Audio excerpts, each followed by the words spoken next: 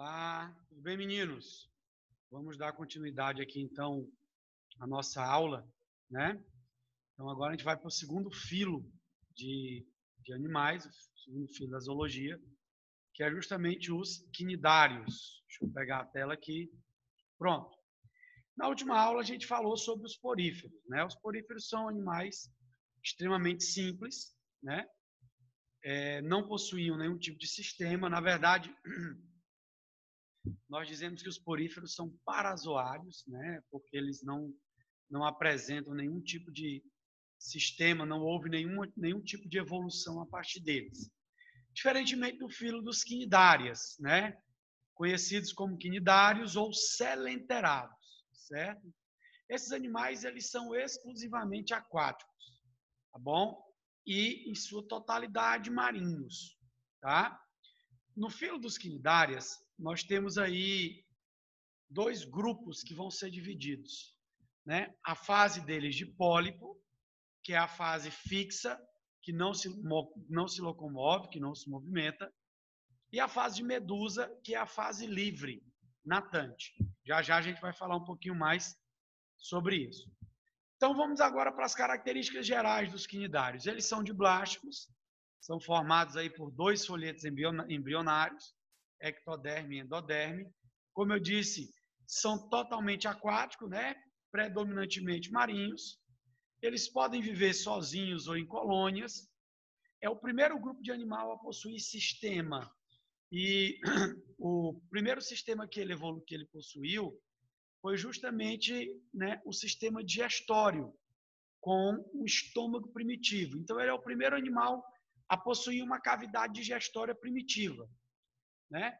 Como eu disse para vocês, possuem duas fases, né, fixas ou móveis, possui simetria radial, é o primeiro grupo de animal também a possuir um sistema nervoso do tipo difuso e tem como suas principais células, né, os quinidócitos, também chamados de quinidoblastos, tá?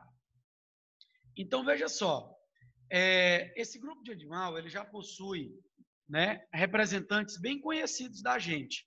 Por exemplo, quando nós falamos de quinidários,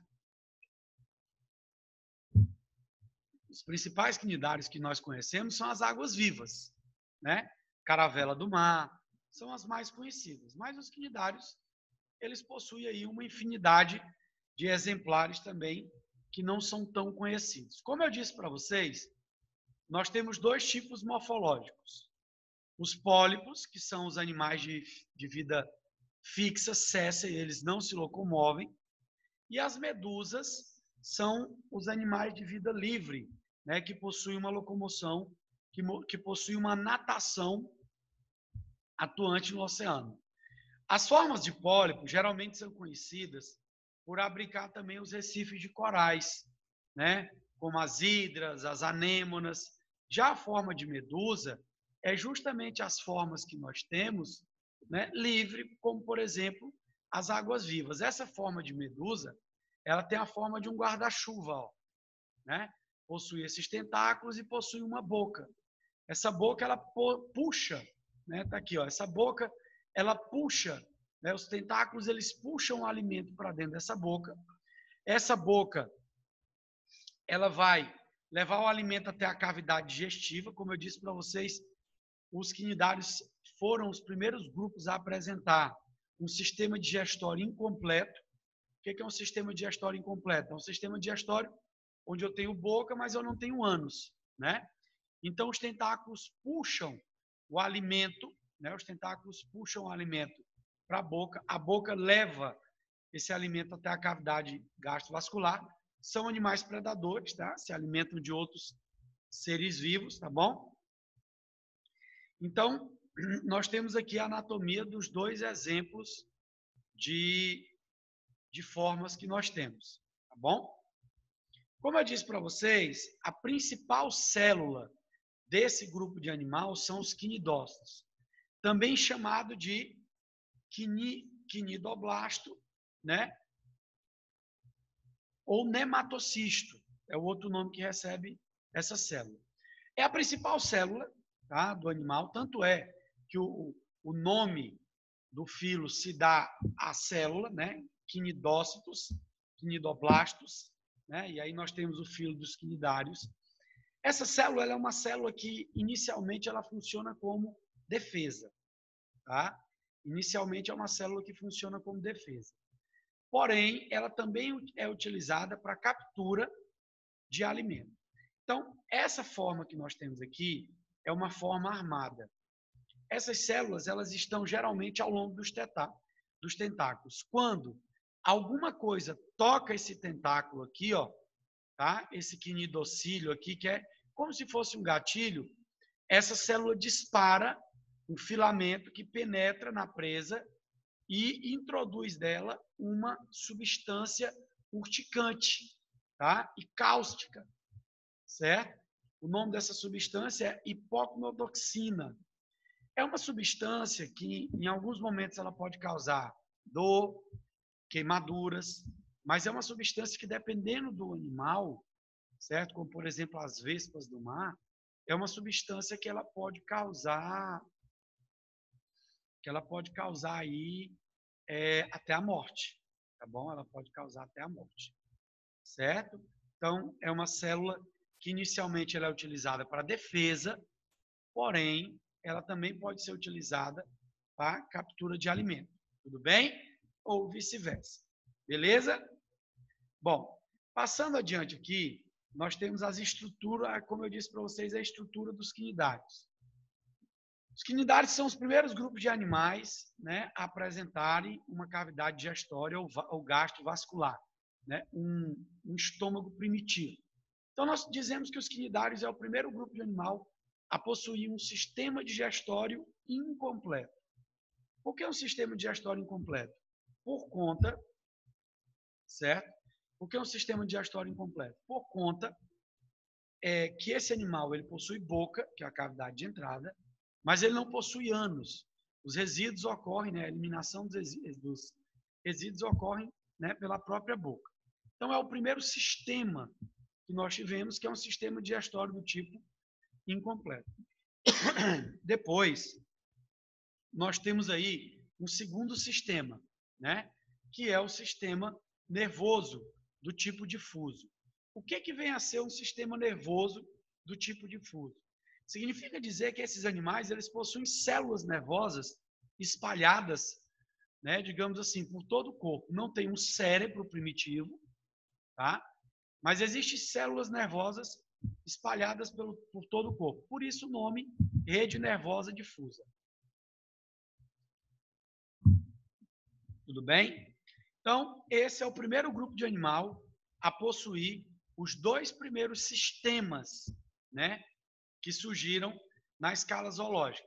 O sistema digestório incompleto e um sistema nervoso do tipo difuso. Os demais sistemas, eles são ausentes. Ocorrem principalmente pelo contato da água, pelas trocas existentes na água. É o caso do respiratório, do circulatório e do excretor. Tudo bem, meninos? Beleza? Alguma dúvida? Bom, passando adiante. Nós temos algumas classes de quinidários, né? Que é justamente as classes que compõem o filo dos quinidários. Hidrozoa, chamados de hidrozoário, geralmente representado pelas hidras, mas o principal hidrozoário, assim, o hidrozoário mais, digamos assim, popular é a caravela portuguesa, ó, que é essa que vocês estão vendo aqui. Isso aqui não é uma medusa, né? Não é uma água-viva. Ele possui essa bolsa, né, que acumula ar, que faz a flutuação, e aqui ele possui os tentáculos. Nesses tentáculos, nós temos aqui animais, né? Nós temos indivíduos aqui que fazem a defesa, a alimentação, a reprodução. Na verdade, isso aqui é uma colônia de quinidários. No caso dos hidrozoários, né, a principal forma que nós temos é a forma fixa, tá? A forma de pólipo, certo? É a forma de pólipo, é a forma fixa. É o principal hidrozoário que nós temos, certo? A fase de medusa, ela é bem reduzida, tudo bem? Bom, depois nós temos o grupo aqui das cifozoas, ou cifozoários. Isso aqui, meninos, é ao contrário. O grupo dos cifozoários, a forma predominante são as medusas, as formas medusoides. Os pólipos são pequenos e reduzidos. Cubozoa, também aqui é um grupo que nós temos as formas de medusa, né, bem mais evidentes, forma de pólipo aqui bem mais, digamos assim, reduzida. E o grupo dos cubozoas representa principalmente as vespas do mar. As vespas do mar, ela tem aí o principal representante aqui, ó, a uricande. Pessoal, esse animal aí, que tem aí do tamanho de da unha do seu dedo mindinho, é o animal mais venenoso da Terra. Tá? Se você for analisar a dose de veneno dele, certo? Em relação aos outros venenos, o veneno dele é extremamente potente. Onde é que ele possui em grande quantidade? Na Austrália, né? Durante um tempo, as praias australianas, elas ficam proibidas de banho justamente por conta dessa pequena vespa do mar aí, que ela é, digamos assim, mortal quando se tem um acidente com humanos. Tudo bem?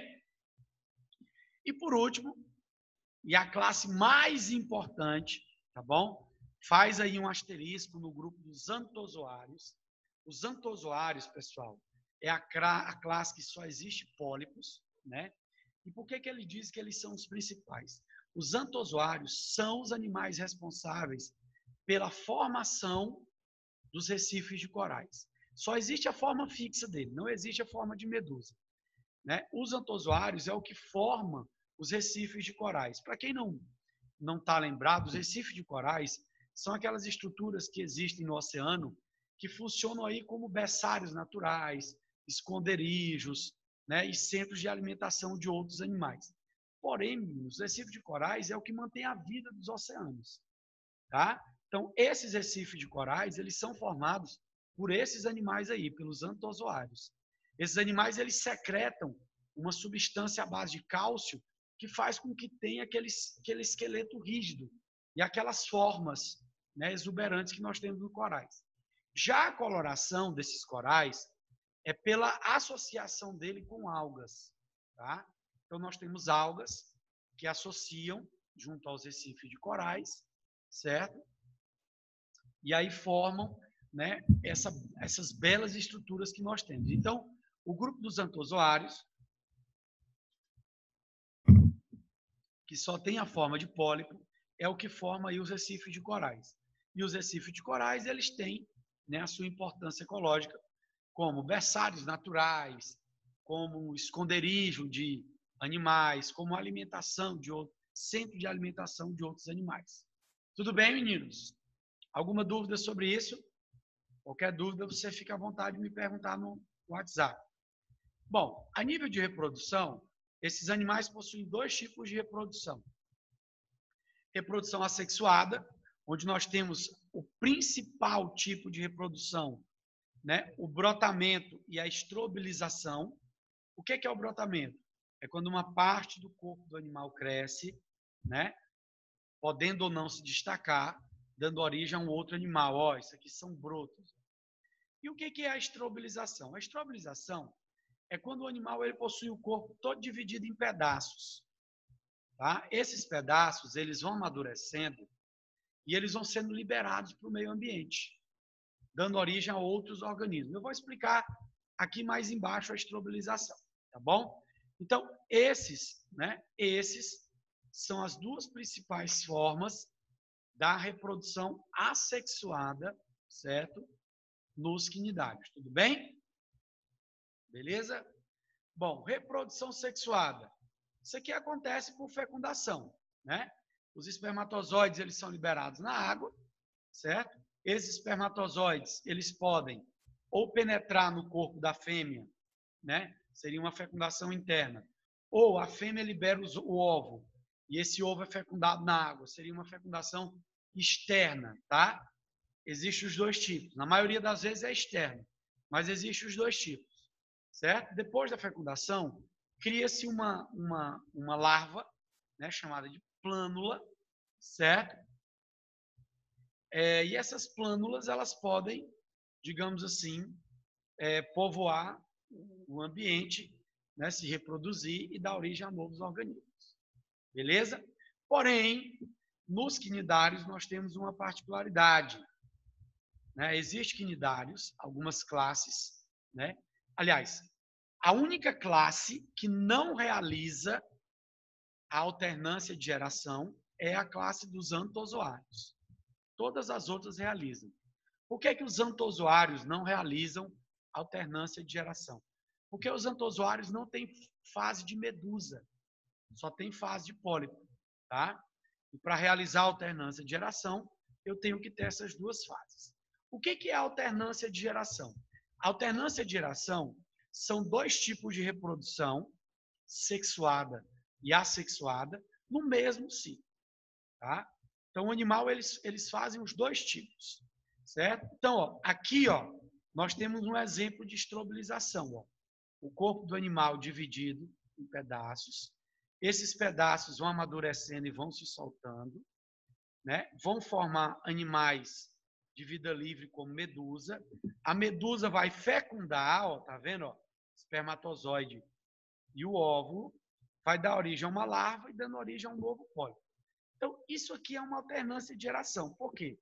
Porque eu tenho tanto a reprodução assexuada por estrobilização, quanto a reprodução sexuada por fecundação. Então, isso aqui é o que nós chamamos de metagênese ou alternância de geração. É onde o animal possui tanto a reprodução sexuada quanto a reprodução assexuada no mesmo ciclo reprodutivo. Tudo bem? Lembrando, a única classe que não realiza isso aqui são os antozoários, tá? Devemos destacar que a alternância de geração não ocorre nos antozoários, pois eles não possuem a fase de medusa, somente a fase de pólipo. Tudo bem? Beleza, meninos? Tá? Qualquer dúvida, vocês vão me procurar no WhatsApp. Beijão no coração de vocês. Fiquem com Deus e até a próxima.